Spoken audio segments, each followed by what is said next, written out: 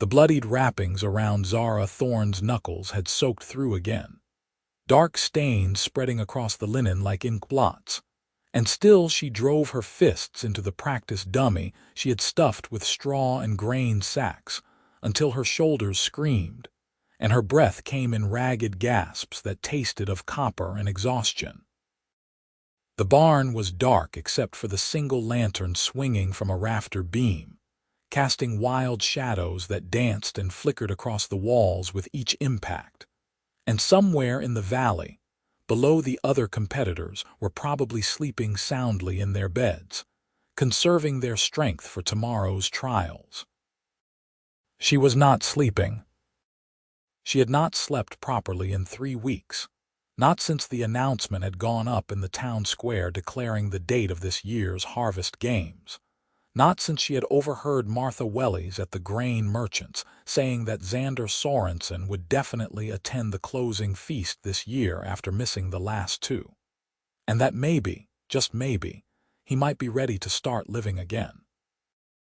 Zara's next punch went wide, her exhausted muscles failing to obey, and she stumbled forward into the dummy with a grunt that was half frustration and half something closer to despair.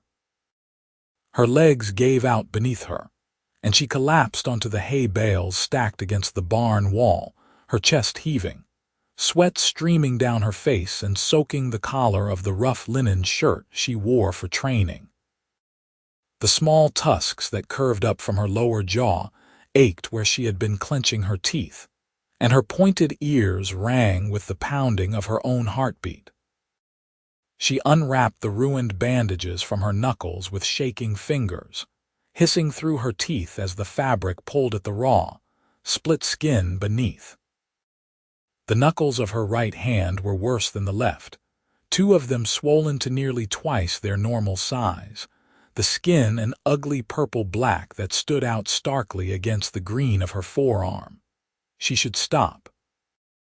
She should go back to the small cottage she rented on the edge of the valley and soak her hands in cold water and sleep for at least a few hours before dawn. She should be sensible and careful and measured, the way she had learned to be in the 8 years since she had left her clan settlement in the northern hills and come down to the valley to make a life among humans who did not quite trust her and never fully would.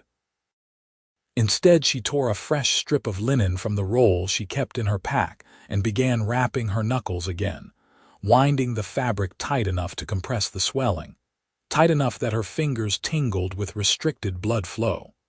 3 more rounds, just 3 more, and then she would rest. The barn door creaked open behind her. Zara spun around, her hand going instinctively to the knife at her belt, her exhausted body flooding with adrenaline that made her vision sharpen and her breath catch. A man stood silhouetted in the doorway, broad-shouldered and tall, holding a covered basket in his left hand while his right hung at his side in the slightly awkward way she had learned to recognize over the past 2 years of watching him from a careful distance. Xander Sorenson stepped into the barn and closed the door behind him with his hip, and the lantern light fell across his face, illuminating the strong jaw dark with several days' worth of beard, the deep-set eyes that always looked a little sad even when he smiled, the broad nose that had been broken at least once and healed crooked. "I saw your light from the road," he said, his voice low and rough with either sleep or concern. "It is past midnight, Zara." She turned away from him, fumbling with the bandage she was trying to tie one-handed, her heart hammering against her ribs for reasons that had nothing to do with fear, and everything to do with the fact that he was here, in her space, saying her name in that gentle way he had that made something in her chest feel too large for her ribcage.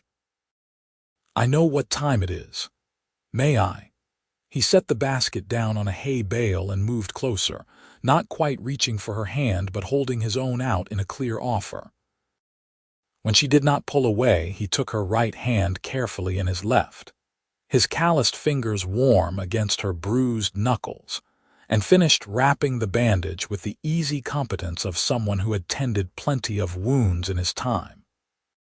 His right hand, the maimed one, he kept tucked slightly behind him, the 3 remaining fingers and thumb curled in toward his palm. The index and middle fingers had been lost in a fire years ago, burned away to the second knuckle, and he almost never let anyone see the scarred stumps directly. Zara had learned not to stare, though she had also learned that the injury did not slow him down much in his work as the valley's wheelwright. He could still build wagon wheels that rolled truer than anyone else's, could still shape iron tire hoops and fit them hot to the wooden rims with a precision that bordered on art. "You are going to break your hands if you keep this up," Xander said, tying off the bandage and gently lowering her hand. "And then you will not be able to compete at all." "I will be fine." The words came out sharper than she intended, brittle with exhaustion and the terrible vulnerability of having him so close, smelling like wood smoke and iron and something else that was just him, just Xander. She had been so careful for so long, never letting him see how she watched him in the market square, how she timed her errands to coincide with his lunch break, so she might catch a glimpse of him sitting on the bench outside his workshop eating bread and cheese, how she had memorized the sound of his laugh on the rare occasions when someone coaxed it out of him. The idea that he might now see through her, might understand what she was doing and why, made her want to crawl out of her own skin. Xander moved to the basket and uncovered it, revealing 2 thick slices of dark bread, a wedge of yellow cheese, a handful of early apples, and a clay bottle that probably contained either water or weak ale. "Martha said you have been training every night for 3 weeks. She is worried." Martha should mind her own business. But Zara's stomach betrayed her with a long, low growl at the sight of the food, and she realized she could not remember the last time she had eaten a proper meal.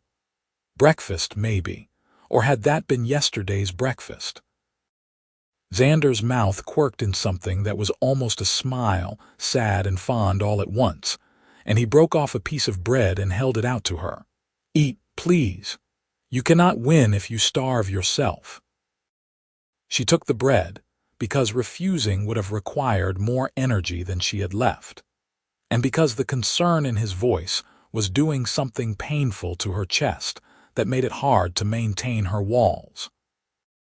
The bread was good, dense and slightly sweet with molasses, and she ate it too fast, barely chewing, her body desperate for fuel.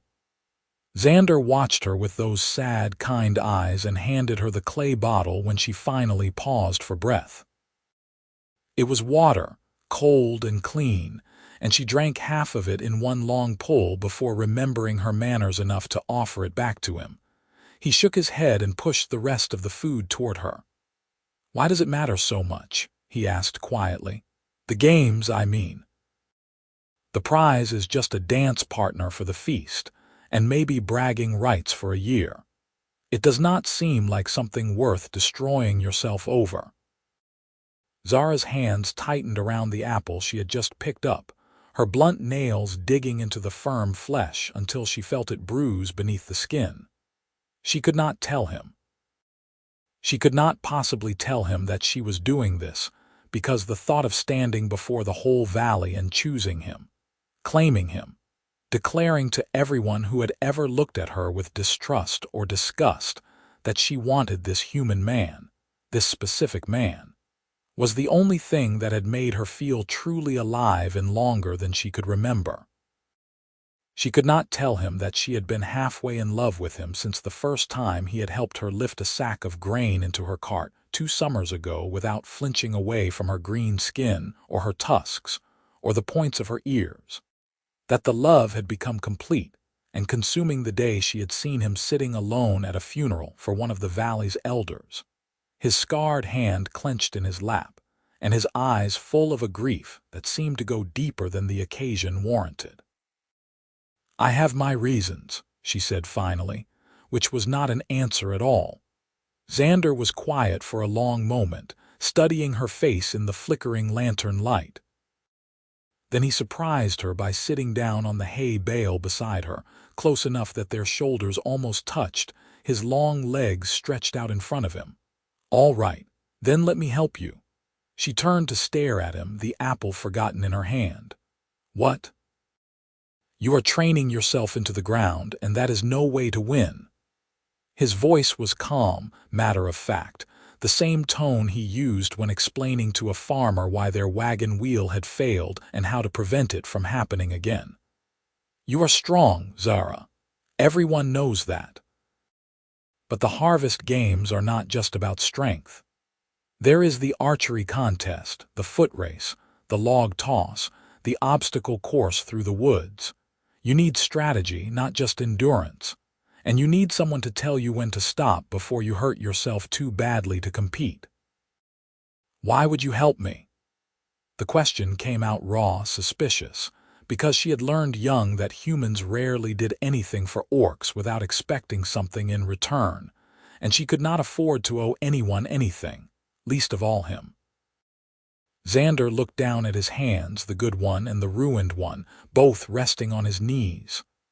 "Martha says I have been half dead for too long, that I use my guilt like a blanket to hide under." He laughed, but it was a bitter, hollow sound. "Maybe she is right. Maybe helping you will help me remember what it is like to care about something again."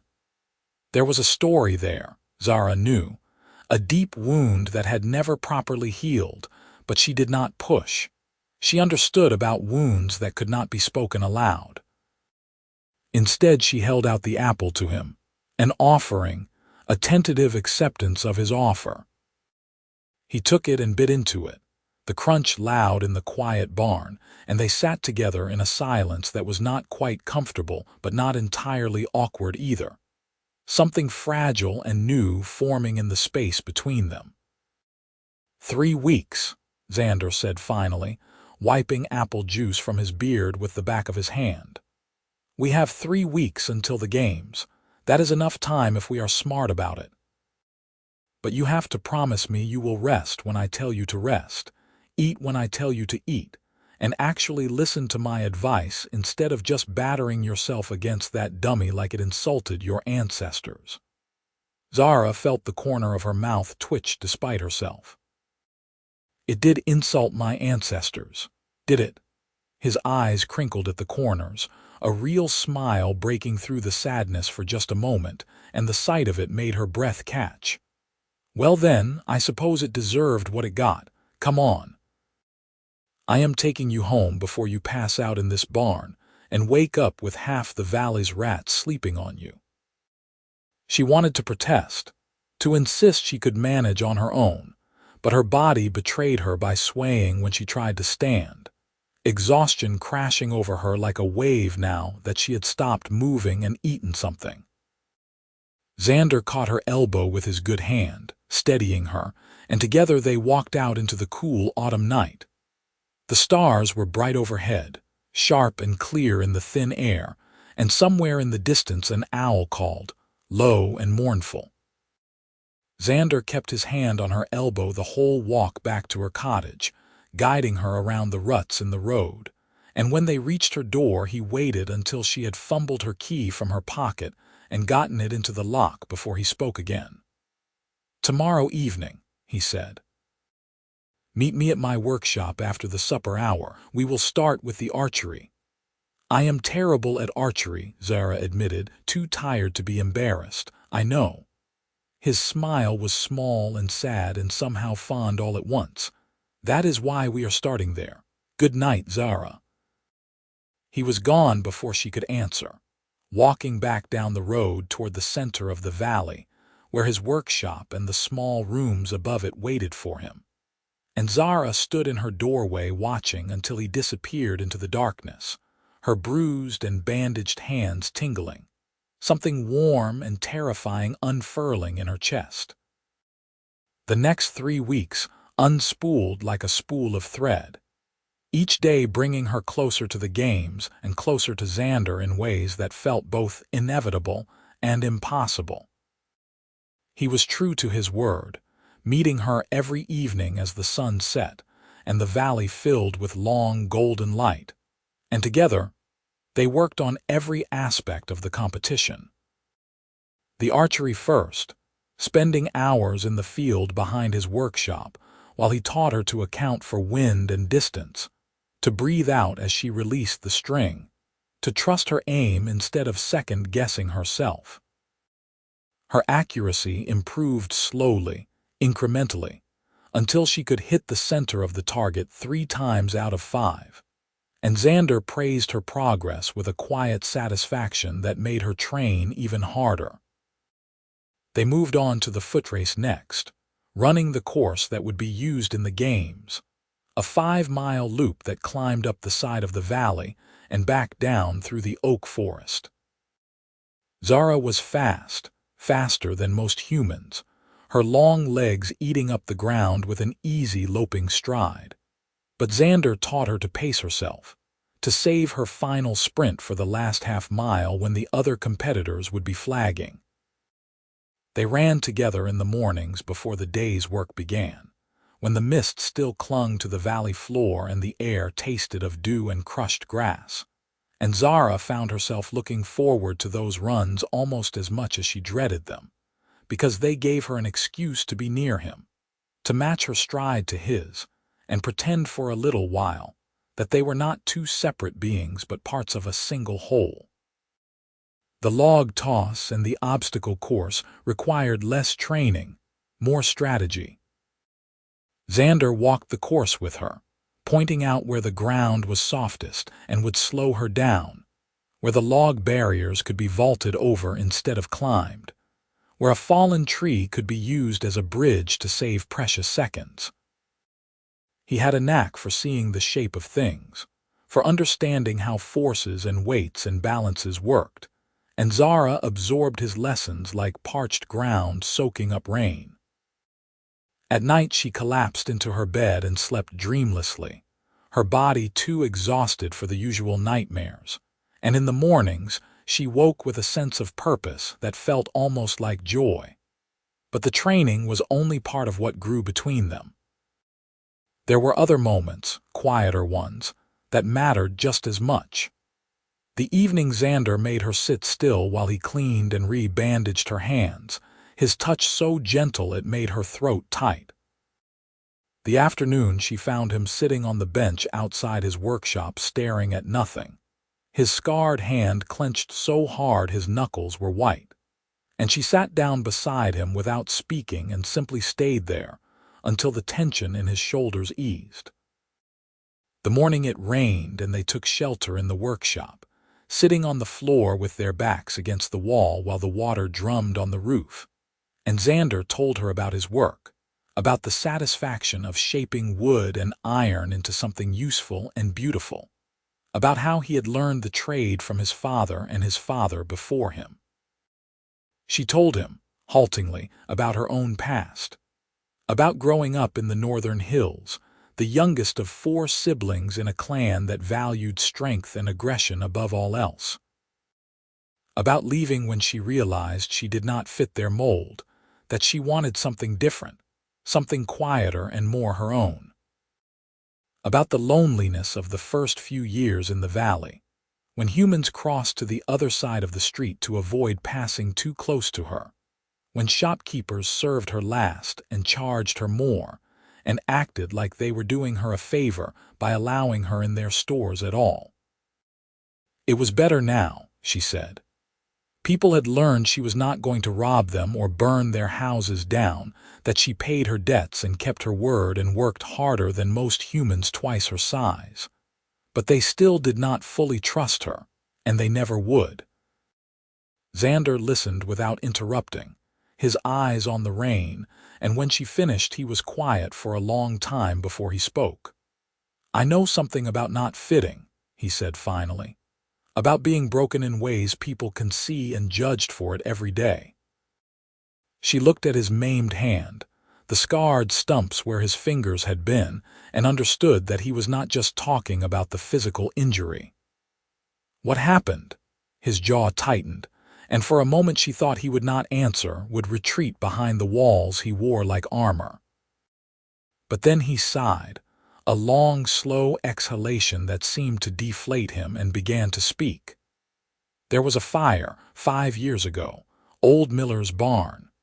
It went up in the middle of the night, and by the time anyone noticed, the flames were already through the roof. I was young and stupid and thought I could be a hero, so I went in after the boy everyone said was sleeping in the loft. He flexed his ruined hand, the remaining fingers curling and uncurling. I found him, but a beam came down and pinned my hand. By the time I got free, the fire had done its damage, and when I came out, when I realized the boy was not breathing, was not moving, I thought I had killed him, that I had been too slow, too clumsy, that my moment of heroics had cost a child his life. Zara's breath caught. But nothing. For 3 years I carried that guilt, let it eat me alive, stopped going to gatherings and festivals, and anything that might have made me feel human again. And then last spring, a family moved into the valley from 2 territories over, and with them came a young man, healthy and whole, who recognized me immediately because I was the one who had carried him out of that fire. He had not died. He had been unconscious from the smoke, and the healer had brought him back, and he had grown up believing I was the bravest man he had ever met. The rain drummed on the roof, filling the silence that followed, and Zara felt something click into place in her understanding of him, the shape of his sorrow, and why he carried it the way he did. But you still feel guilty. I wasted 3 years of my life mourning something that never happened, punishing myself for a failure that existed only in my own head. Xander's voice was flat, bitter. And those years are gone, Zara. I cannot get them back, so yes, I still feel guilty, just for different reasons now. She reached out slowly, telegraphing her intent so he could pull away if he wanted to, and took his scarred hand in both of hers.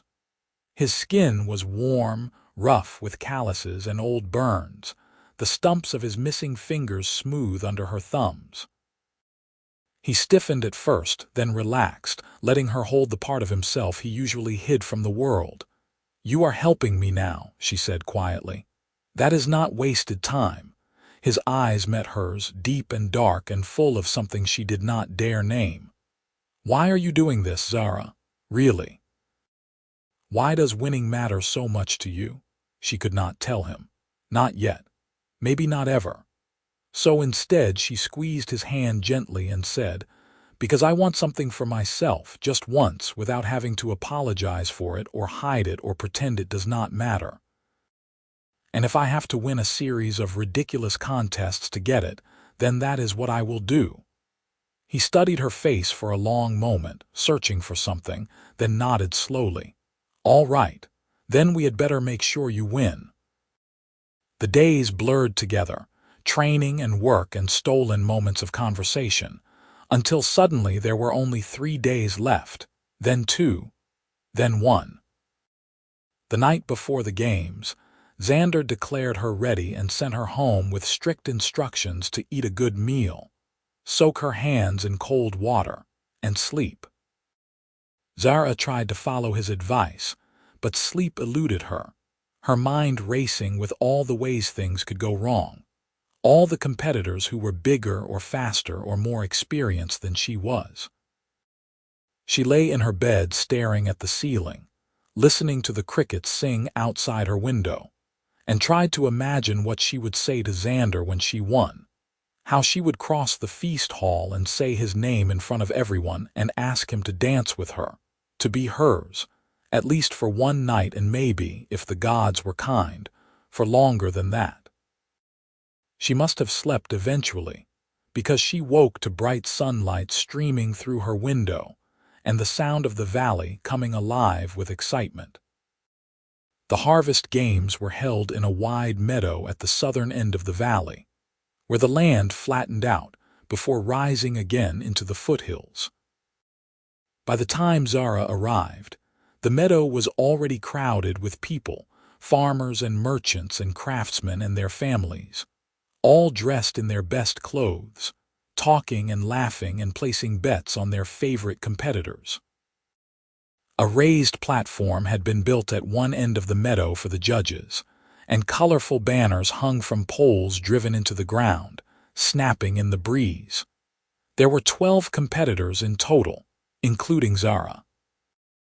Most were human men, farmers' sons and laborers who had spent their lives building the kind of strength and endurance the games required. There were 2 human women, both hunters who carried themselves with the easy confidence of people who lived half their lives in the woods.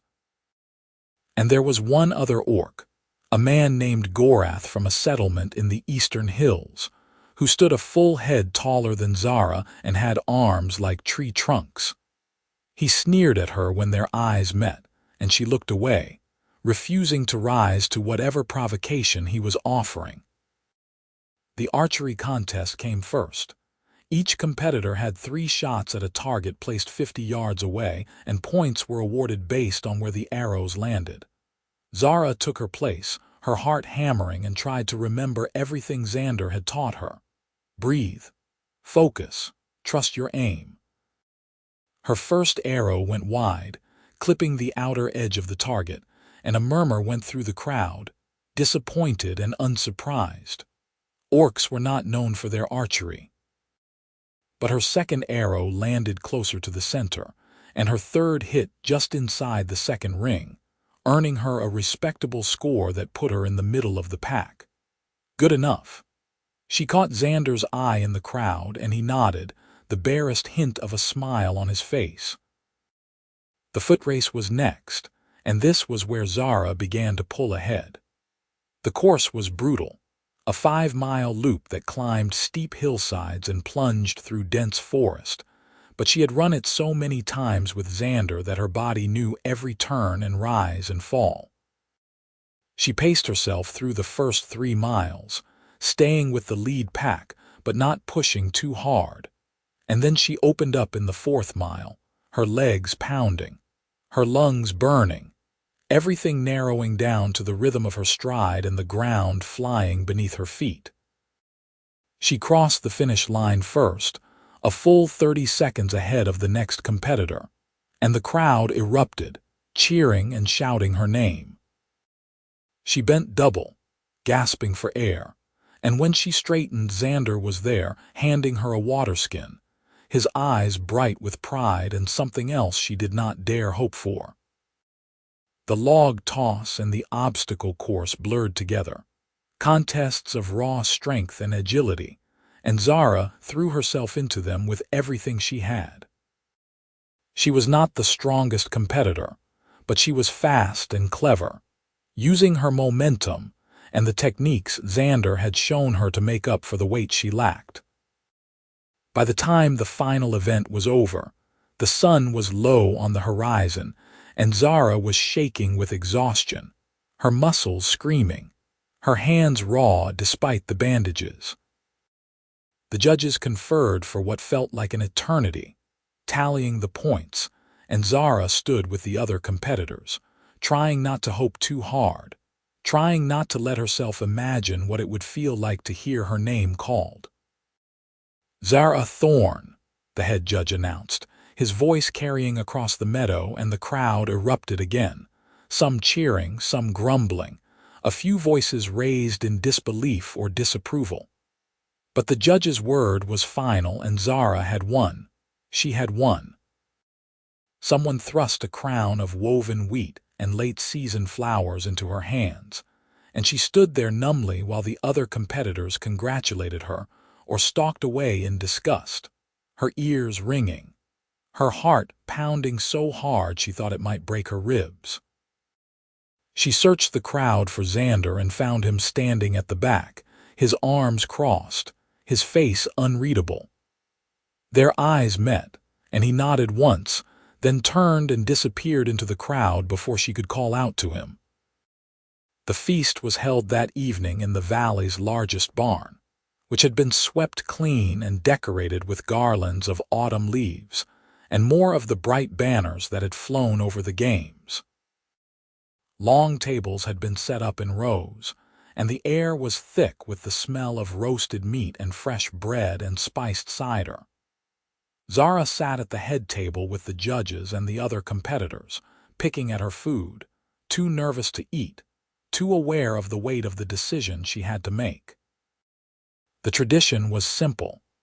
At the end of the feast, the winner would stand and announce the name of the person they chose as their partner for the closing dance. It was supposed to be an honor, a public declaration of interest or affection, and for most winners it was a straightforward choice, a sweetheart or a spouse or someone they had been courting. But for Zara, it was not simple at all. She had won because she wanted Xander, because she wanted to claim him in front of everyone and declare that she did not care what anyone thought, that he was hers, and she was his if he would have her. But the closer the moment came, the more she realized what she was about to do to him.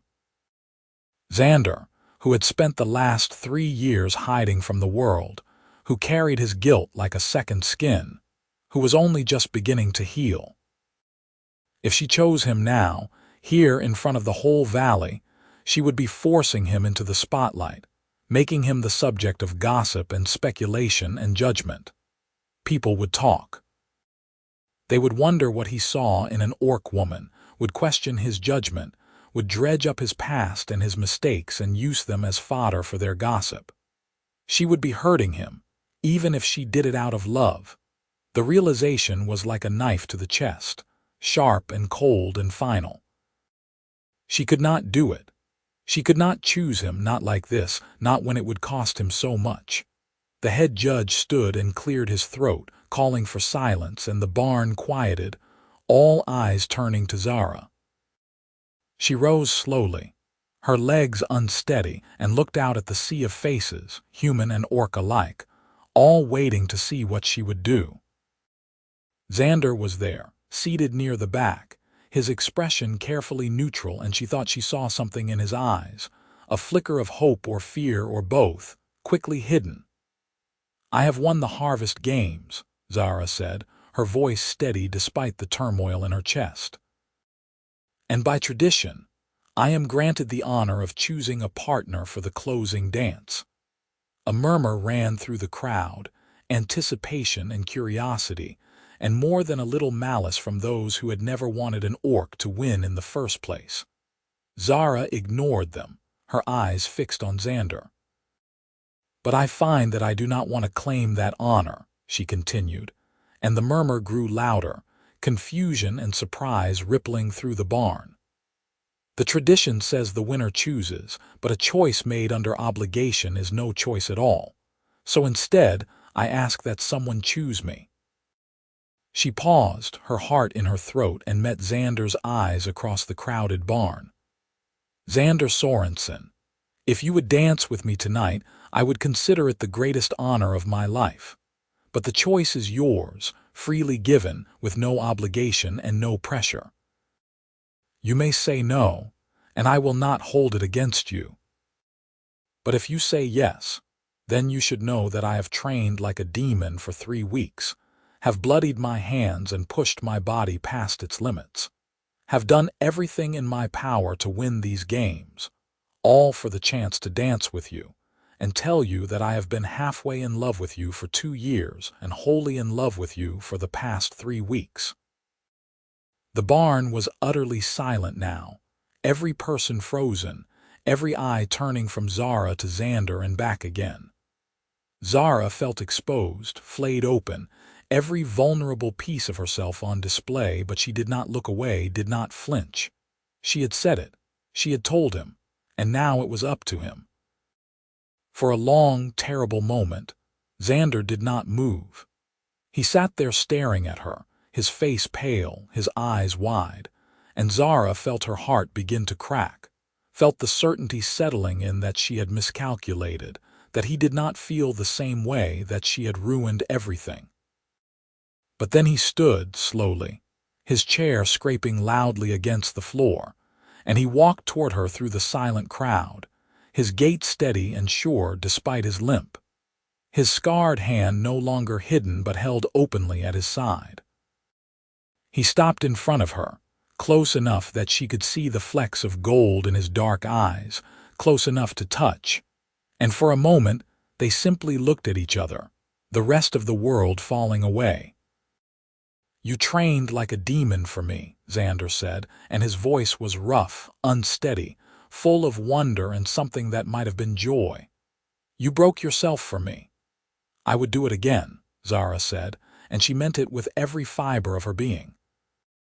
Xander's good hand came up to cup her face, his calloused palm warm against her cheek, and he smiled, a real smile, bright and unguarded and beautiful. "Then yes, 1,000 times yes, I would be honored to dance with you, Zara Thorne.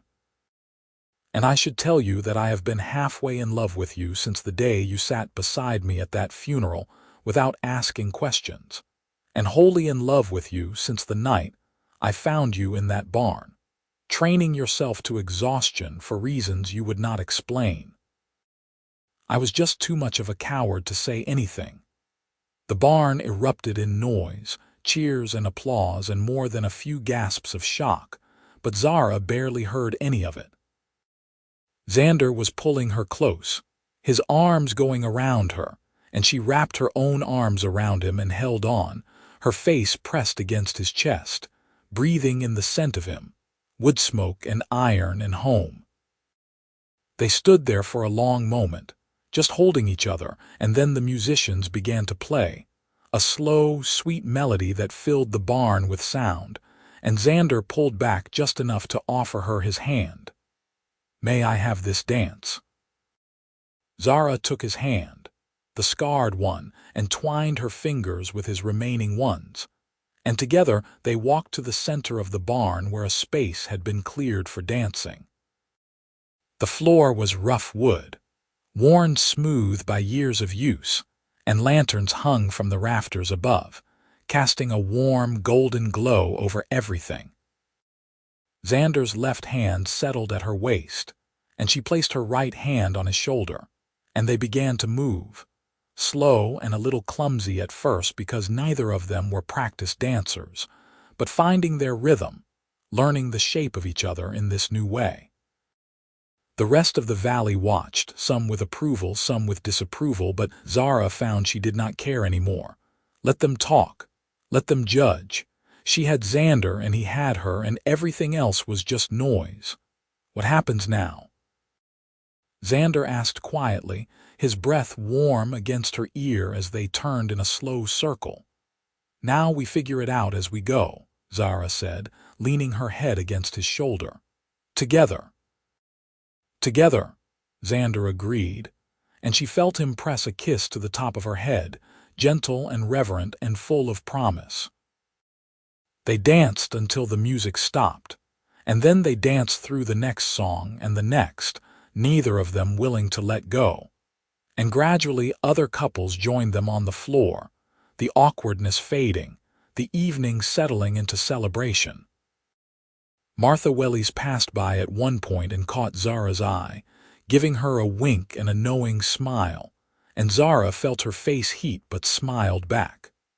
The older woman had known, somehow, or at least suspected, and had chosen to help by sending Xander to the barn that first night. As the evening wore on, and the barn grew warmer and louder with talk and laughter, Xander pulled Zara aside, out through a side door and into the cool night air. They walked a little way from the barn, to where a split rail fence marked the edge of the meadow and leaned against it side by side, looking up at the stars. "I thought I had lost my chance at this," Xander said quietly, his shoulder pressed against hers. "At feeling anything real again. At being seen as something other than broken." "You are not broken," Zara said fiercely, turning to face him. "You are scarred, yes. You carry wounds, but so do I, so does everyone. That does not make you less." He reached out and tucked a strand of her dark hair behind her pointed ear, his touch achingly gentle. "You see me," he said simply. "Not the wheelwright, not the man with the ruined hand, not the coward who hid from the world for 3 years. You see me and you chose me anyway."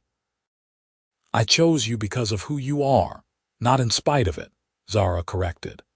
You are kind and patient and good, Xander. You spent 3 weeks helping me train, asking for nothing in return, teaching me not just how to win, but why to care about winning. You gave me something no one else ever has. You made me believe I deserved to want something for myself. He kissed her then, his good hand cradling the back of her head, his scarred hand resting lightly at her waist, and Zara sank into him, feeling the last of her walls crumble and fall. The kiss was slow and sweet and tasted of cider and promise, and when they finally broke apart they were both smiling, breathless, and a little giddy.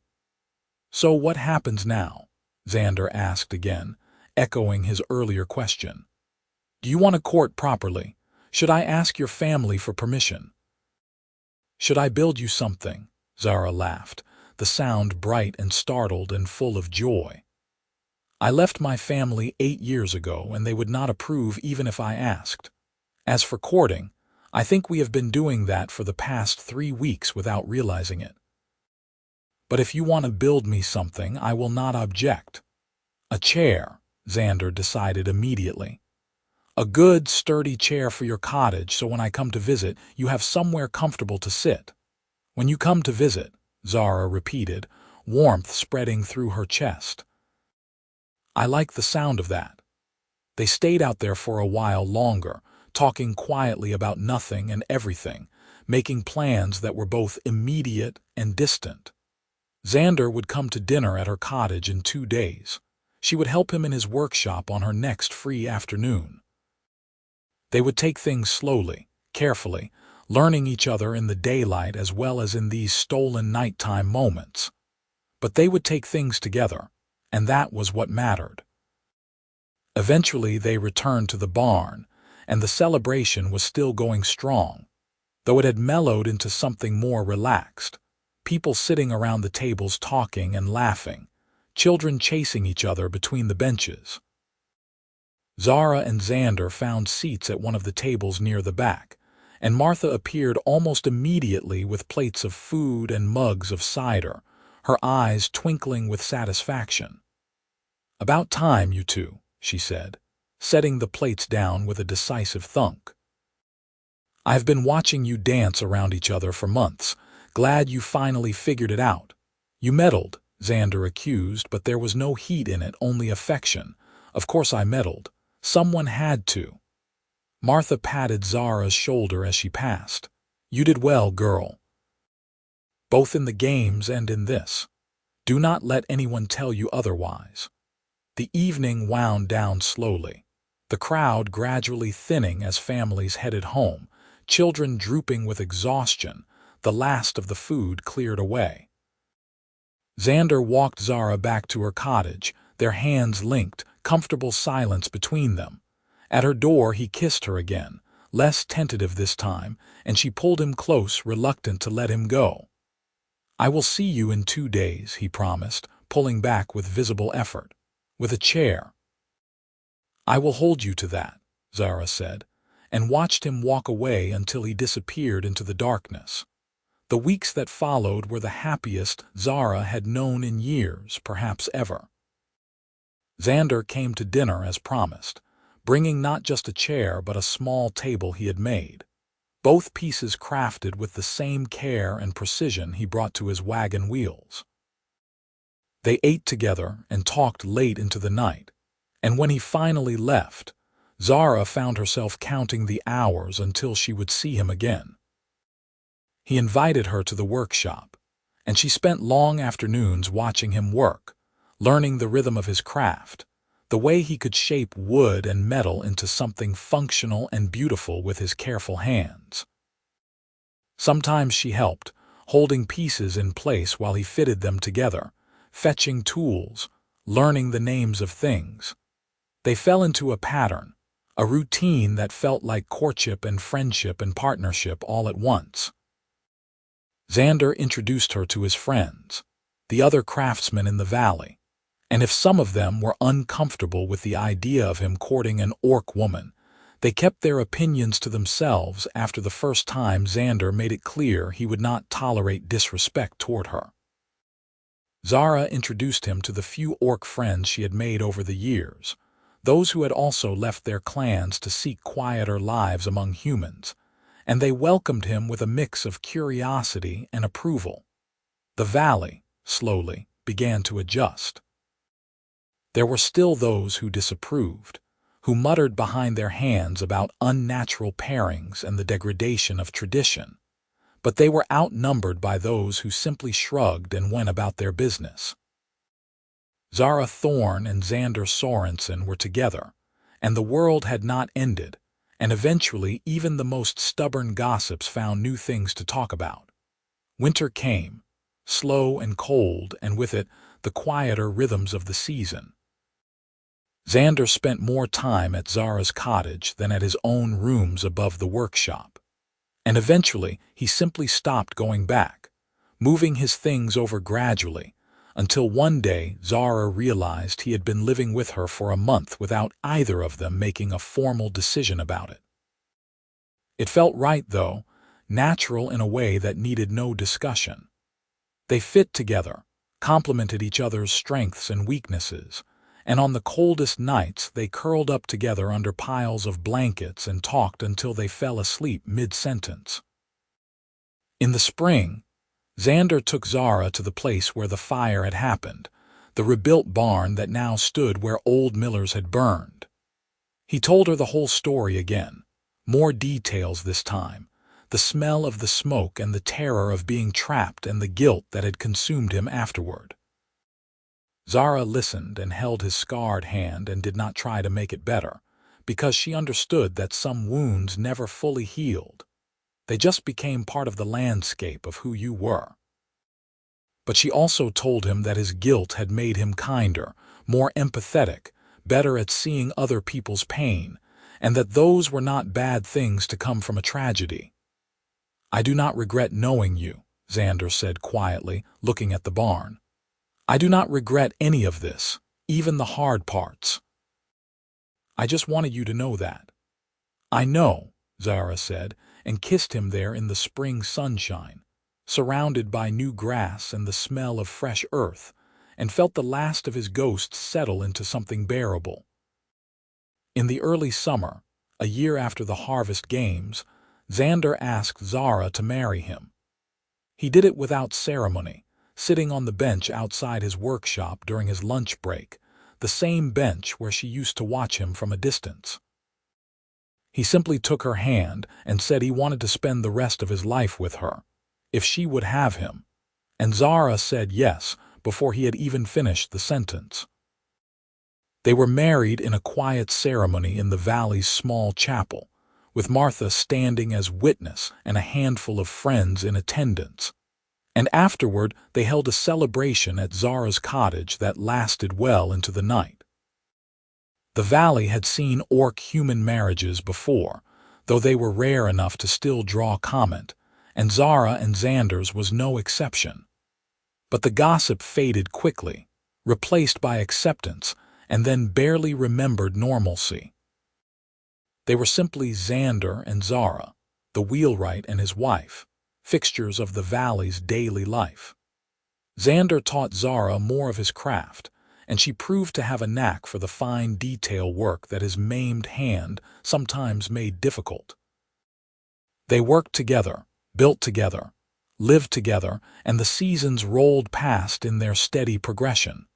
3 years after their marriage, Zara gave birth to a son. They named him Samuel, and he had his father's dark eyes and his mother's pointed ears, and from the moment he drew his first breath, Xander and Zara loved him with a fierceness that surprised them both. Samuel was followed 2 years later by another son, Iris, who was smaller and quieter than his brother but no less loved. The boys grew up in the workshop, learning to walk between the workbenches, learning their numbers by counting wagon spokes, learning about honesty and kindness and hard work from the example their parents set. The valley changed around them, slowly but inevitably.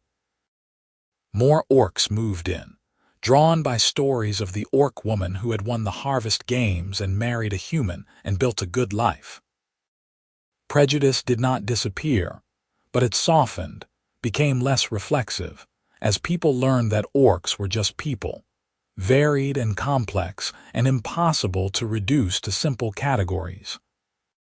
Zara and Xander's marriage became a quiet symbol of that change, proof that different did not have to mean incompatible, that love could bridge gaps that seemed unbridgeable. But for Zara and Xander, their story was not about symbolism or social change. It was simpler than that, and more profound.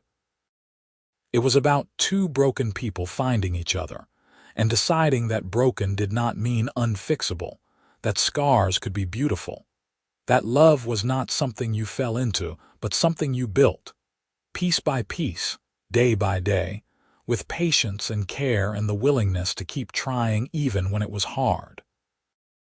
On the morning of the Harvest Games, 10 years after the one Zara had won, they stood together at the edge of the meadow watching the new competitors warm up. Samuel was 8 now, Iris 6, and both boys were fascinated by the spectacle, asking 100 questions about who would win and what the prizes were, and whether they could compete when they were older. Xander answered patiently, lifting Iris onto his shoulders so he could see better, and Zara stood with Samuel's hand in hers, watching the familiar rituals with a mix of nostalgia and contentment. "You remember?" Xander asked quietly, leaning close so only she could hear. "Every moment," Zara said, squeezing his hand. "Every bruised knuckle, every early morning run, every second of that dance. Would you do it again?" He smiled as he asked, the old sadness in his eyes replaced by something warmer, lighter, like sunlight on water.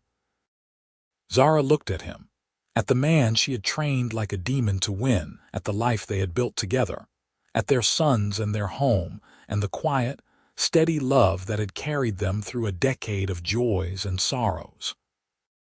She thought about the girl she had been, lonely and desperate, and so certain that love was something she would have to fight for, to earn through blood and sweat and sheer determination. She thought about how wrong she had been and how right, because love was not something you won or claimed or took. It was something you chose every day in 1,000 small ways.